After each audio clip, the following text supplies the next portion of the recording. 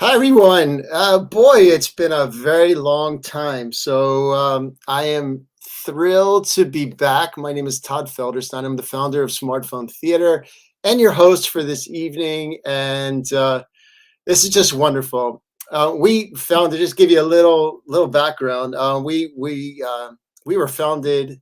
We were born about 2 days after the pandemic, and from that point on, we were producing plays pretty much every week. Now that it's 2023, things have changed. We've slowed down a little bit, but we keep on going. And tonight, we have an absolutely beautiful production of What Friends Do, hashtag In Your Corner by Susan Sullivan, with a brilliant cast, directed by Asaad. So I just want to thank you guys for tuning in, and please subscribe and keep tuning in because we'll always have new shows. We're going to keep on going. We bring live theater to you all over the world.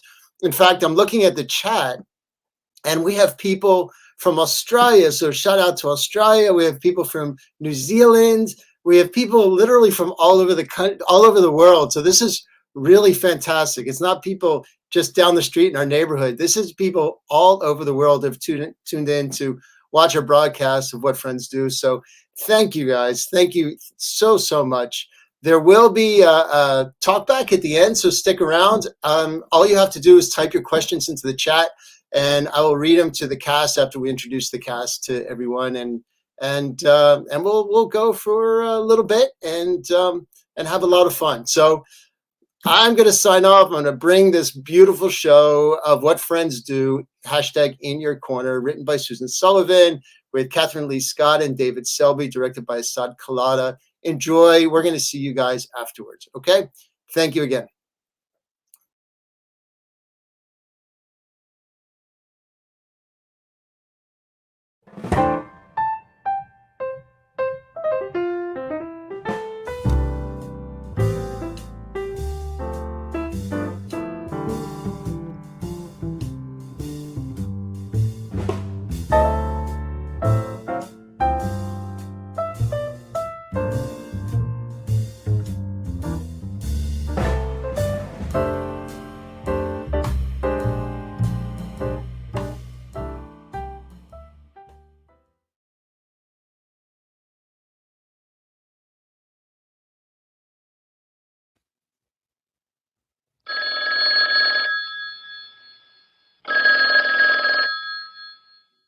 I can't talk now.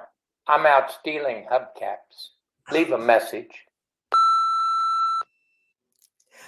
Oh, phooey. Okay. All right. Well, call me. I wanted to tell you about Harry's service. That obnoxious son of his had to drag him to Portland where nobody knew him. I didn't know who they were talking about. It wasn't Harry. It wasn't Harry, you know. Our guy in the pool in his Speedos, or clumping around with his walker like King Lear. Oh God, I'm sorry. I'm rambling. All right, call me, okay? All right. Hey, Bevi. Bevi? Yeah. I'm here. It's all right. I understand. Oh, hi. I was worried about you. Are you all right? Yeah, I'm all right. Oh. This was a big loss. I know how you feel. Oh, a big loss for you. For you, Max. Oh my God, he was your friend for what, 50 years, 60 years? You were so close, and you just, you made everything work for him these last few months. Really, he would have been lost without you, because it's just terrible time to be alone. Anyway, I'm glad you have Ruth with you. I haven't heard from her in a while. She never calls me back, the brat. Ruth left a couple of weeks ago to go on a retreat somewhere.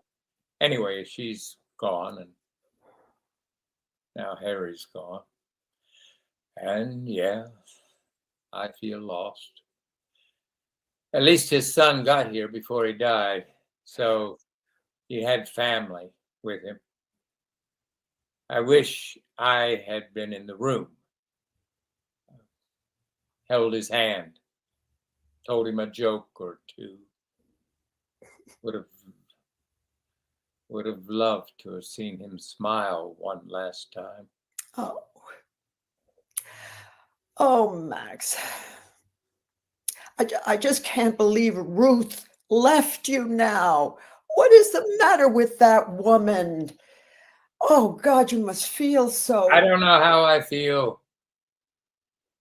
I don't feel anything, really. Of course you do. Of course you do. You're depressed, you're angry, you're hurt, and you should be. God, go down to the basement and hit the punching bag in the gym or do something. Are you writing? Yeah, sure, I'm writing. Some writer. I'm sitting in front of my computer. Not a thought in my head. I was writing a play, Death and the Senior Discount. Not so funny now. Maybe it never was. Look, call Ruth. Call her. Tell her to fuck off. Tell her you love her. Tell her you miss her. Just call her. She can tell her about Harry. She doesn't know about Harry. She cared about him. Oh, Max, look, I know Ruth made a real connection with you, but she's a runner. When things get messy, she just leaves town. Don't give up on her. And don't give up. Don't give up, period. Let's not let death just suffocate us and pull us into the abyss. Let's not let him win. Let's just let's do something for Harry here. I mean, we're the ones who knew him. I think it would make us all feel better. Well, yes. Oh, good. It would. It should. You're right. I love to be right. Well, thanks, my dear, for the push. I'll call Ruth, I promise. And yes, let's have a party. Hey, let's have a real festive goodbye party for Harry. Yes.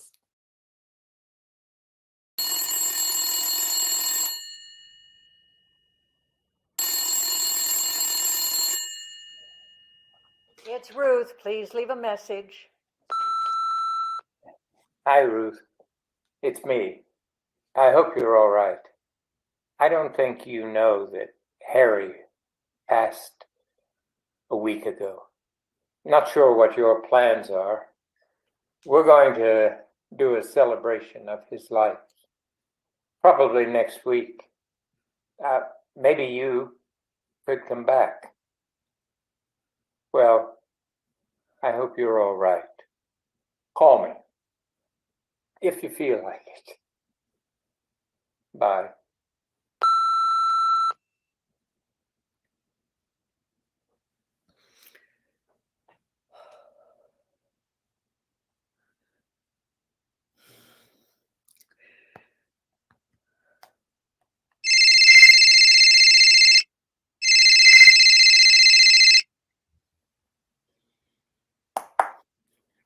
Hello. Hi, it's me. Max just called and told me about Harry, and it's so sad. I mean, I knew he was weak and failing, but it's still such a shock, isn't it? I mean, I don't know why it's such a shock when it's inevitable, but how are you? I'm okay. Nice of you to ask for a change. Look, Ruth, I don't know what's going on with you, but this is beyond the pale. This is so selfish. I know you don't like to see decline or feel out of control. Nobody does. I get it. We all get it. But what's going on here? I know you care about this man and you are treating him like crap. Okay. All right. Hold on, Bevi. I was doing Max a favor by leaving. I'm dealing with some of my own issues, and I didn't want to burden him with all he had going on with Harry, and so I just stepped away. Oh boy, stepped away or ran away? Oh, please. Come on, don't start with me. I'm worn down, Bevi. I mean, really worn down. And I don't need you pushing me at this point. I know what I'm doing. Oh God, you always think you know what you're doing. Step outside yourself for just a minute and look at somebody else's needs. Max is depressed, he's lost, and you left him right when he needed you the most. What were you thinking? I was thinking I might be dying. Look, I didn't want to impose that on him or on you. My cancer is back. Bad. Oh my. Oh, Ruth, I'm so sorry. Oh God. This is, I don't know what to say. The breast cancer, yes. Yeah. Yes, and I'd have to be aggressive, and I'm not sure I'm up for it. I mean, I went through the first time, and I was young and feisty then. Oh, I'm just trying to figure out what to do. I may just want to leave while I feel good and look good. And you're right, I don't like decline, so why put myself through that? Or put anyone through it? What? What are you talking about? Assisted suicide? Oh, please. Oh, please. We're too early to jump to that conclusion. Now, look, Bevi, I just need to figure this out. Just quietly, on my own.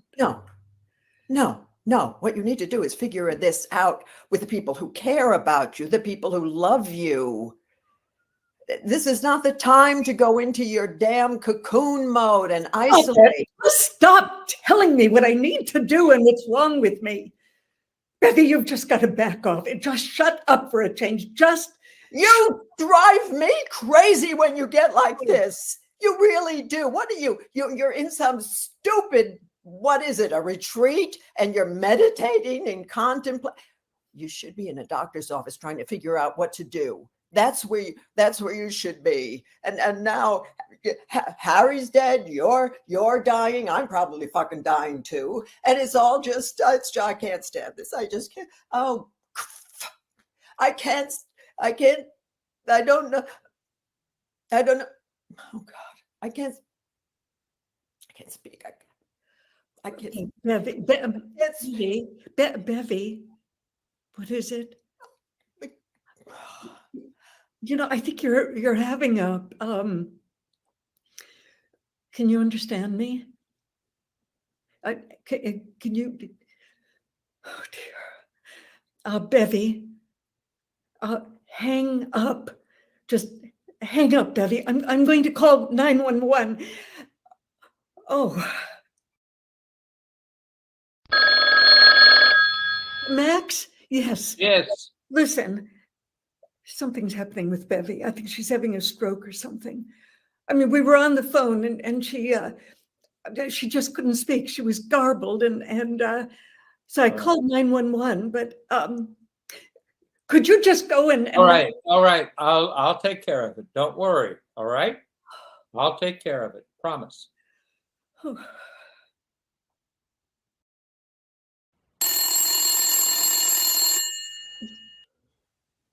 Hello? It's me. I'm fine. I'm back. My God, Bevi. I'm so sorry. No, Ruth, don't you be sorry. I'm sorry. This was such a strange event, not being able to talk and a little stroke. Anyway, when I was in the hospital and it was quiet.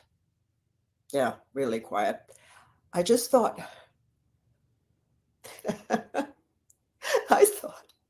Ruth is right. I never shut up. No, I'm always talking. I am always talking. I, I probably never really listen. Probably why you never call me back. I get it. I just need to apologize to you, Ruth, for, well, for not being a better friend all these years, for always thinking I know better than you what you should do, for not being quiet long enough to really get what you're going through. So, however, I want to just say one little thing here. In this case, I think I do know better than you what you should do. So I'm not going to say anything except that I know that you will figure it out with Max. With Max. Okay. Enough said. Except, forgive me. No. There's nothing to forgive, Bevi. I'm just glad you're all right. I can't imagine a world without you in it, Bevi.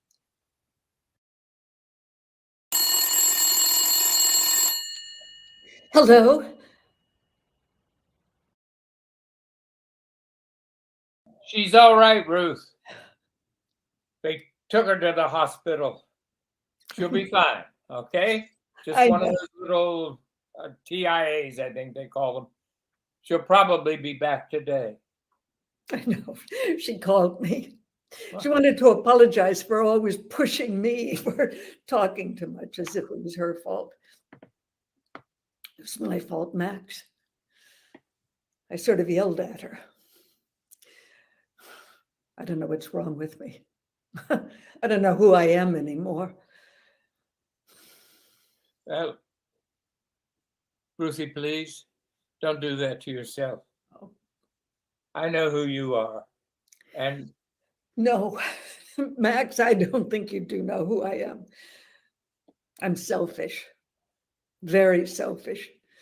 It's all about me and my feelings and my fears and my, I don't want to bore you with my ramblings. you never bore me, Ruthie. I see you struggling. You romanticize me. I don't want to struggle. That's my problem. Yeah. I retreat. And then when my oldest friend on the planet tries to push me out of my cocoon, I lash out.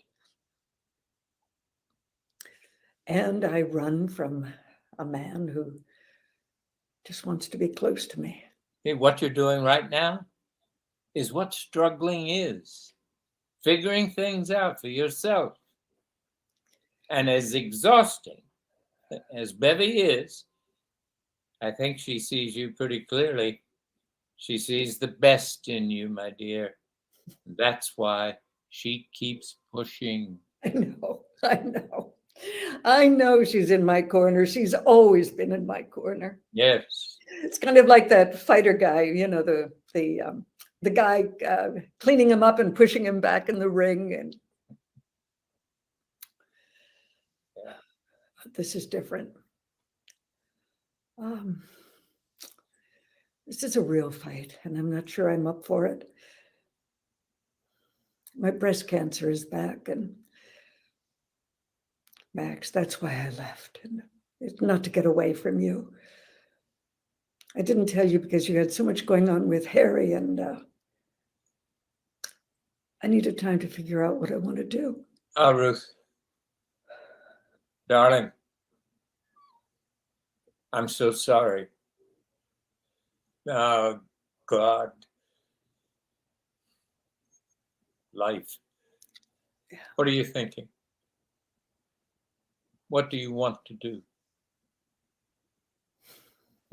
Well, I had breast cancer when I was young, when I was 40, and well, that was a battle. And I'm still worn down from taking care of my husband when he was sick, and I know what you went through with Harry. I don't want to be a burden on my friends or have you take me on like a project like you did with Harry. And No, wait a minute. Harry was not my project. Harry was my friend, my dear, dear friend. And I miss him. I'll always miss him. Really, I want to hold on to those I love and still have. I want to hold on to you, Ruth. I know you understand what it means to be a caretaker, and I know you're reluctant to lean on me or onto anyone for that matter. But I know myself, Ruth, well enough to know what I want, what I'm capable of. You hear me? yeah. Yeah. And I'm not sure what I want or what I'm capable of. I know that I don't want to go through a horrible death and lose my dignity and lose control. And I saw my husband at the end, unable to take care of himself. You know, we were together for 30 years. It was only natural that I should take care of him. But you and I have known each other barely a year. That's different. Ruth, it's not about length of time together. It's about love. Love. I know, overused word. Feels like we're in sort of a battle between what we're losing and what we still have. And when things get me down, I need to remind myself of what I have, who I have. If you think about everything, my dear, that could go wrong in life, especially at this point in time, you'd never get out of bed in the morning. This is a short journey at best and over soon enough. But now, for right now, we have life. We have each other, my dear. We're still in the game. Let's be in it together. Let's get into the ring. Let me get into the ring with you. Wait, aren't you the guy who wrote a play about culling the herd, getting rid of the old and the sick and making way for the young? Yeah. I wrote it and nobody liked it. Nobody felt they were ready to be culled. Oh, beware the soft blanket of denial. Well, I'm trying to be honest with myself and see what's possible down the road. I want to know what I'm in for and what I'm willing to put up with. And what are you going to be willing to put up with, Max? How will you feel if I become a total dependent? Be honest. Will you really want to do something like change a diaper? If God forbid it comes down to that. I'd happily change your diaper, but only if we can use disposables. Oh, Max. Max, you are always so sweet and funny and willing and willing. You make me want to cry. I'd rather make you laugh. But crying will work too. I just like to hold you, Ruth. I'd like to hold you and feel your heart beating next to mine.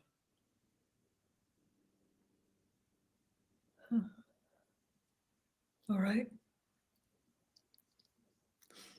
All right. I'm coming home, Max. Yeah.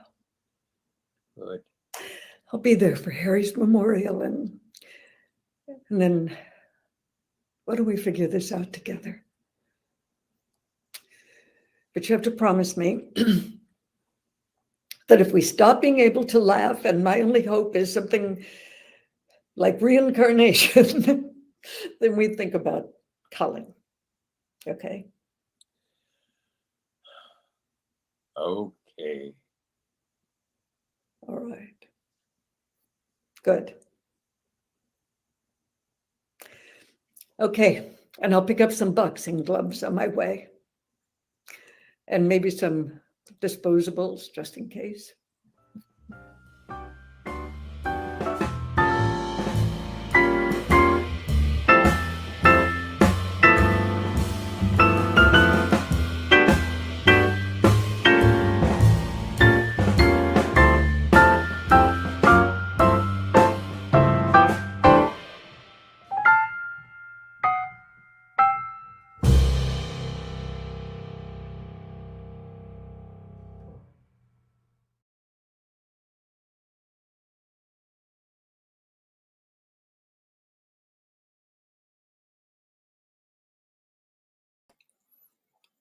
All right. Thank you, guys. What a beautiful, beautiful show.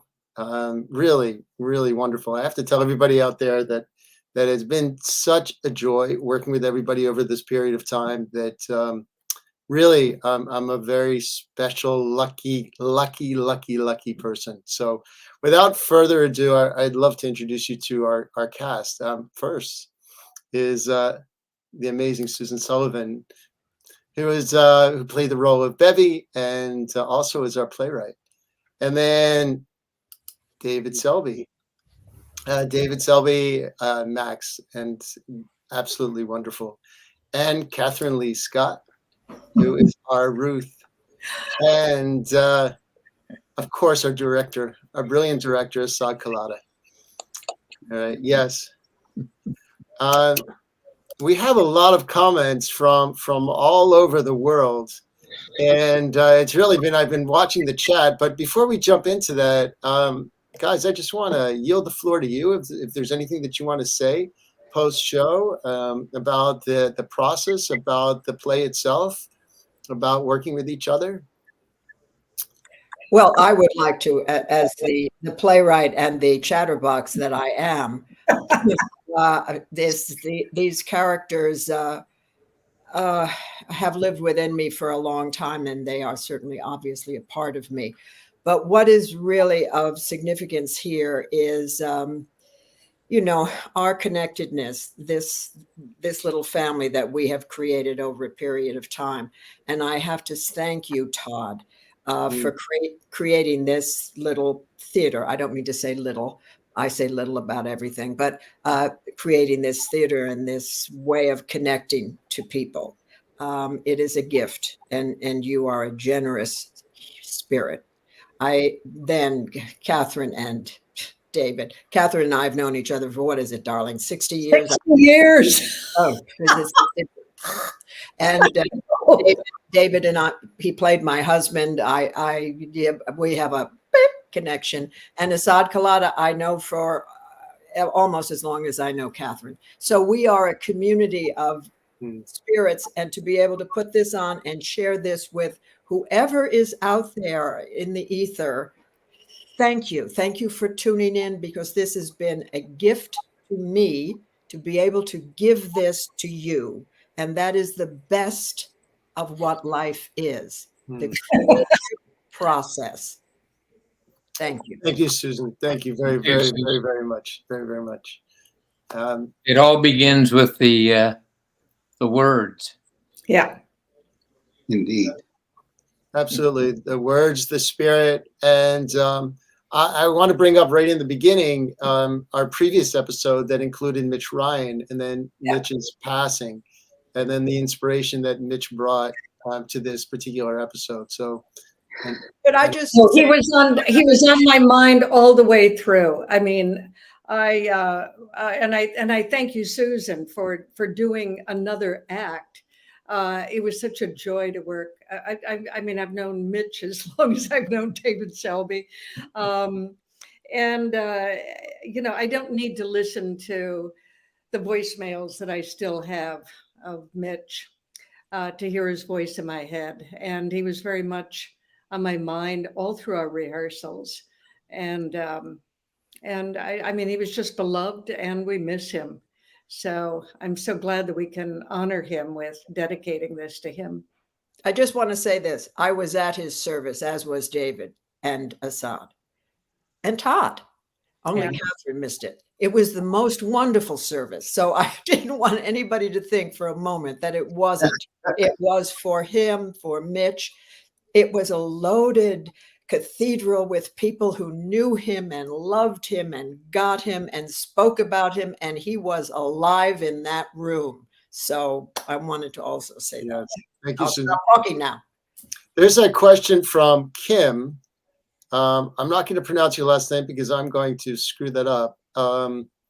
But she says, whose brainchild is this concept? So, Susan, it was your brainchild, but No, it's you're your talking brain. about, you're talking about the concept of smartphone theater, or smartphone theater was something that I started right after the pandemic. There's a long history behind that. Is that as a director and a producer, I was working with a lot of actors, and we had no longer a live theater to get into. So that's how Smartphone Theater was founded.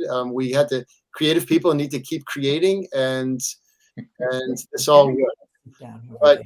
but as far as the brainchild behind What Friends Do, that's Susan. Susan, do you want to comment on how the inspiration behind What Friends Do?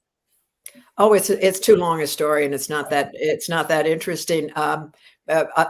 But basically, it was writing about myself during the pandemic, because there was one part of me, the Ruth part, that wanted to stay just in bed and not get out, stay inside, close off, read my book. It was great. I didn't have to deal with anything. Then there was the other part, the Bevi part, that said, if you don't start engaging in some level, in some way, you're going to die an emotional death.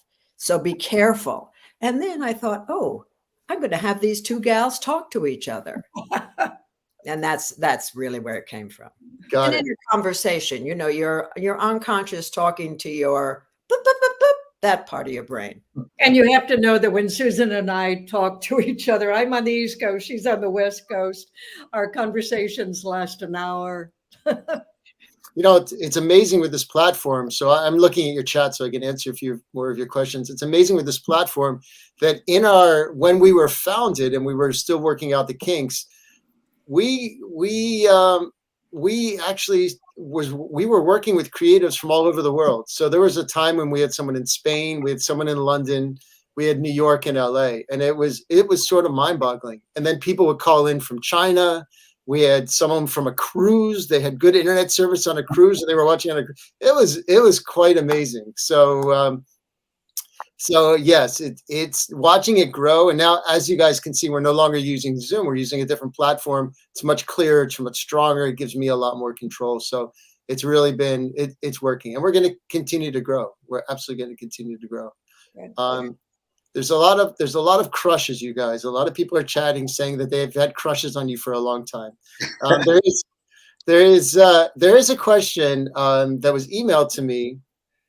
So someone runs one of your fan pages and actually wants to know if you would ever consider writing an autobiography. And no, I'm not that interesting. Trust me. Is this? No, but thank you for thinking it would be. Oh, that's very funny. Great. David and Kathryn. David, what's going on over there? So, we've been asking him that for years. What's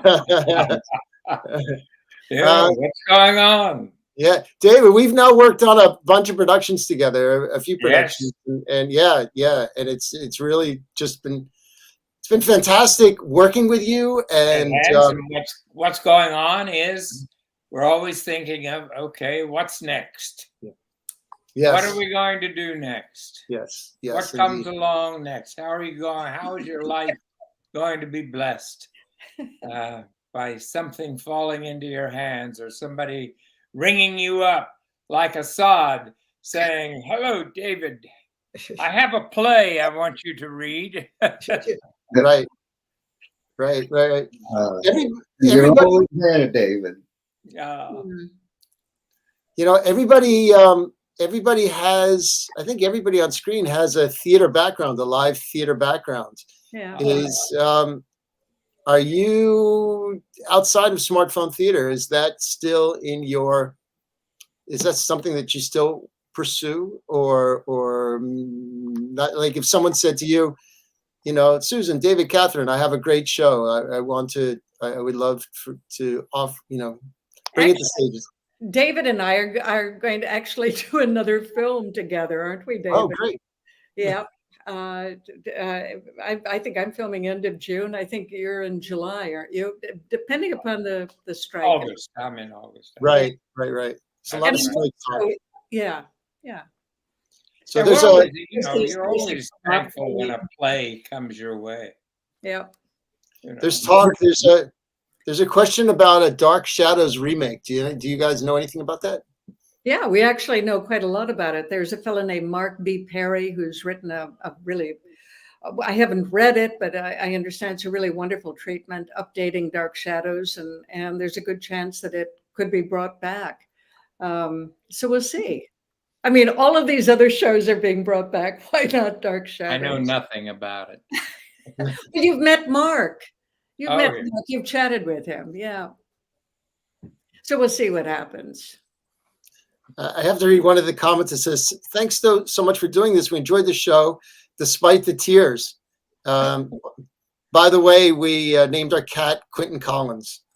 That was very funny. You have Asaad. You have a lot of fans on here.